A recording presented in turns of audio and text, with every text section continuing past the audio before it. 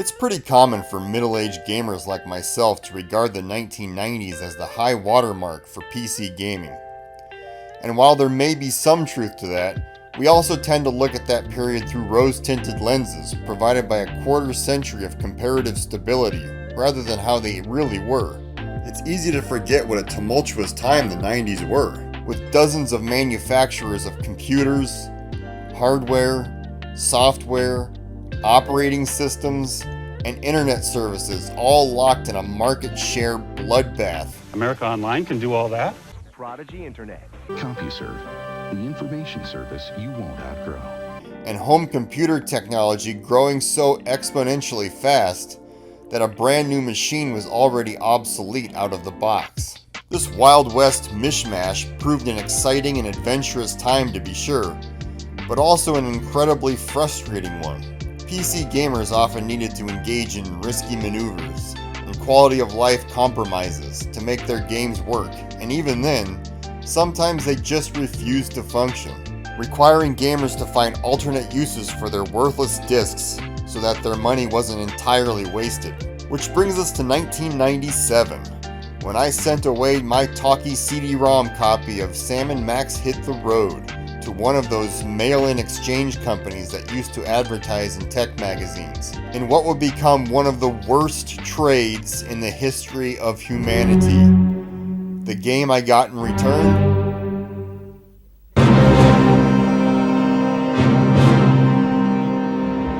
I remember casting a longing gaze upon the screenshots for Dragonlore, impressed by its futuristic-looking visuals, and intrigued by its PC gamer score, which I didn't realize at the time was one of the most obscenely generous softball reviews ever put to paper. I'm looking at you, Trent C. Ward of PC Gamer's Alternate Lives editorial page, May 1995 edition, and it was developed by Cryo, who was responsible for 3 of my favorite games at the time, and who weren't afraid to blend genres, such as the case with their strategy-adventure hybrid Dune.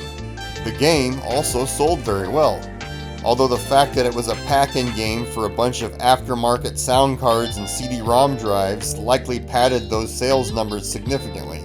It seemed like a guaranteed winner to my impressionable, young fancies. But in an era where prohibitively high memory requirements were common, Dragonlore was notorious for being one of the worst offenders. No matter what I tried, no matter what sacrifices I made, mouse, sound card, I never got it to work. So the discs were banished to the shadow realm of my CD wallet, where they stayed in exile until I recently decided to see what all the fuss was about in 1994. Rather than relive the nightmares of my youth, I instead grabbed a fully functional copy off of GOG and sated my curiosity with that. How did my experience turn out? Well, let's take a look. So the game opens with Castle von Wallenrod being assaulted by a massive force of exactly one guy, who lets himself into the place completely unopposed and then assumes the T-pose to summon Tweedledee and Tweedledum here before going on the march. In the meanwhile, the king yeets his newborn son Werner out of the castle by way of this farmer guy, who might be his brother, I don't really remember, right before Spiky Dude sends him to the forever sleep. Fast forward 18 years and we are reintroduced to Werner, now in a man-sized form, doing the only appropriate thing you can do with a stick. The power of Grayskull! Rah! We see good old Uncle What's-His-Face again, who apparently really enjoys whittling, and who is about to reveal the incredible story of Werner's origins and send him off on an epic journey with profound kingdom-wide implications. See if you can find a bowl or something, Werner. Old Daisy has to be milked. Or that, I guess. So while we track down Daisy to relieve her udders, we are introduced to the game's morality system in the form of these dog monsters. They are in your way and you need to get past them. So you can either do so by finding the appropriate item to placate them, or you can bash their heads in.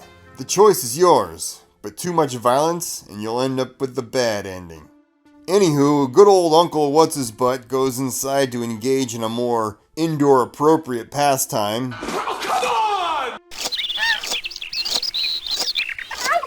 And now, finally, tells you about your destiny before kicking you out the door to discover it on your own. Take whatever you want from here, and then head for Castle Van Wallenrod.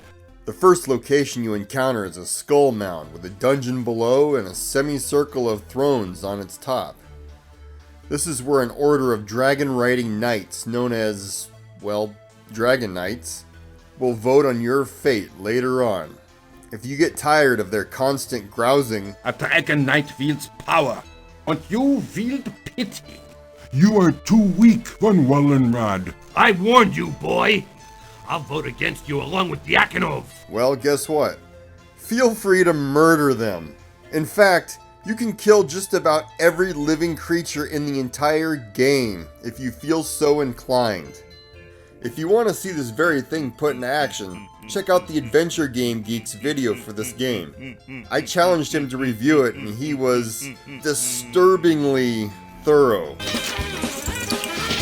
One last thing about the structure is that, being the very first screen after leaving the farm, it's implied that it's relatively close by, and that this is Werner's first time visiting.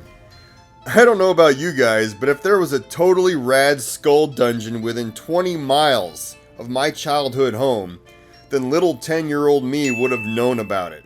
Well, I don't think I would have noticed any local skull dungeons, as I was too busy killing dragon knights.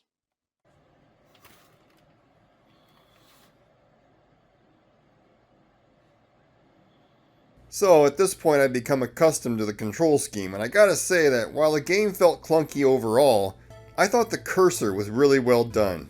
Gone are the control interfaces of previous generations of adventure games, and instead what we get is a single cursor, which changes to the appropriate action as you mouse over hotspots. I appreciated its lean efficiency. There aren't a ton of NPCs in the game, but the ones that are there are really fun to talk to. They don't really have much to say, but what they do say tends to be well written and fun to listen to. What have we got here, Heine? Looks like he's lost, Herman. Yeah, but he's a smart little fella. He made a nice bridge just for us. And we're grateful, right, Herman? We certainly are, Heine.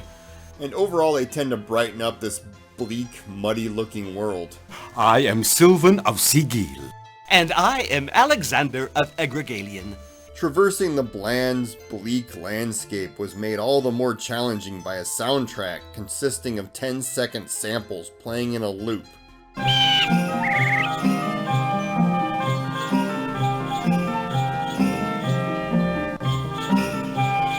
And while it isn't a perfect comparison, it very much reminded me of Deadly Towers.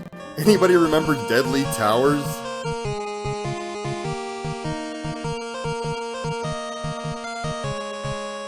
Deadly Towers? No, sorry, I don't remember that. Sounds deadly.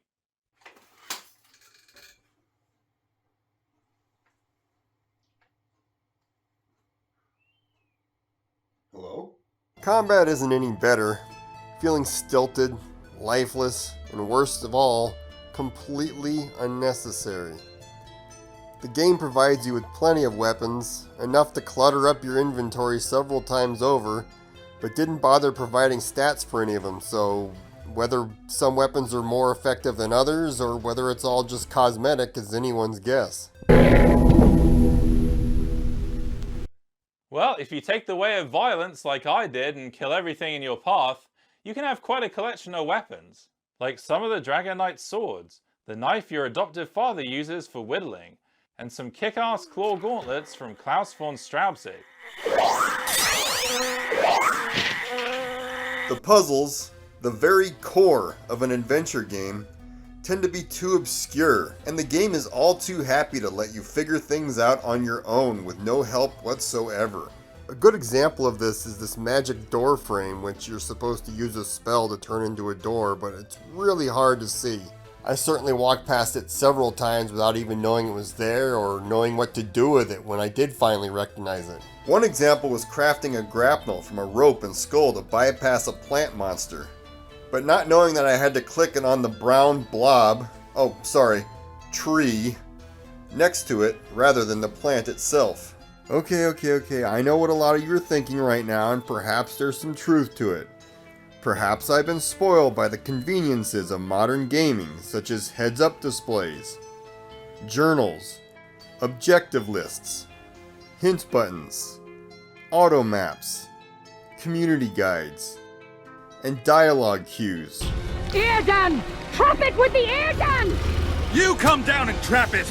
But still, with that being said, if I'm left to wander around the map looking for things to do, having no idea what to do, where to go, I feel like that's a developer issue and not a me issue.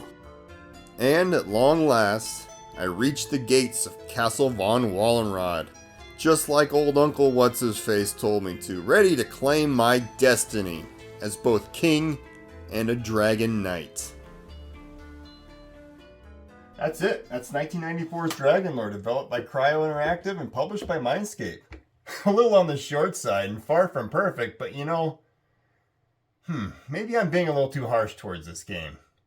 It was developed during a massive upheaval in the PC gaming industry, and perhaps like the ill-fated Icarus, Cryo's only failure was allowing their ambition to exceed their available technology. And thus they flew a little too close to the sun. So the castle, also known as Disc 2, takes every previous complaint of mine and exacerbates them to new levels. Bad puzzle design and completely unclear objectives? Exacerbated. Worthless items leading to excessive inventory management? Exacerbated. A lousy map layout full of empty, pointless rooms? Exacerbated. And now with 500% more backtracking. One notable exception to all these gripes is the artwork. The castle looks awesome, with its beautiful marble floors and staircases, rooms full of castle things and knickknacks, a large wraparound balcony overlooking the land, the beautiful contrast of light and shadow, and especially the throne room with its rows of colossal dragon statues. The difference in the quality of the artwork and the enjoyability of the game between the two halves makes me wonder if the game was developed by two different internal teams and then simply pasted together at the end. Whereas I can scavenge some entertainment value from the game's ungainly first half, reveling in its weirdness and enjoying its quirky characters, Disc 2 has none of that. Everything I disliked about the first half of the game has been cranked up to 11. Does that mean it's louder? Is it any louder? Well, it's one louder, isn't it? It's frustrating, obtuse, and perhaps its worst sin of all is just dull. I can't help but wonder how many people who gave Dragonlore such glowing reviews back in the day actually got this far. You know what? I can't do this anymore. I can't do this. I give up. No, you can't give up now, Rule Adventurer. You've come so far.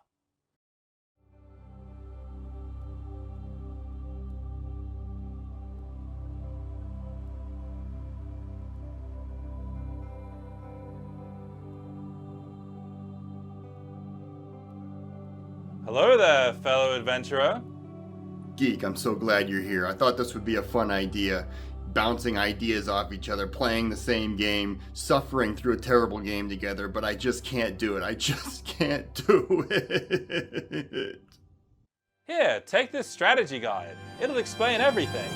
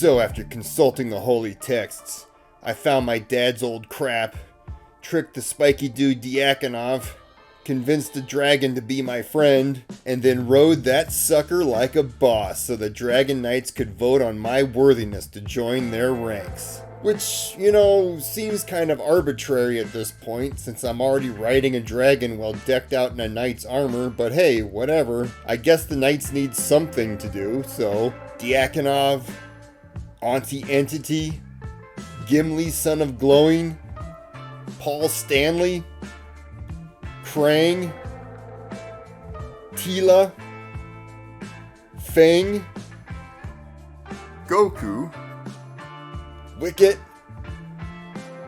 Mr. Unioshi, and Dr. Manhattan all cast their votes. Werner von Wallenrod is hereby declared Dragon Knight. Tila tells Diakonov to pound Sandonov, You are hereby banished. and then Werner flies off in triumph. And that's it. Like I said before, Dragon Lore isn't very good, but it's also a victim of its time, when 3D graphics and animation quality were still in their infancy. Cryo aimed for the stars with this one, but in doing so, all of the game's individual components suffered, leaving Dragon Lore feeling unwieldy, ugly, and inconsistent. And with all that out of the way, I'm gonna go let the geek know how much his help means to me. Welcome to our brotherhood, Sir Farm Boy. Geek, I did it, and it's all thanks to you! Congratulations, you've completed Dragon Lore and become a Dragon Knight. Now you gotta play the sequel. Here you go.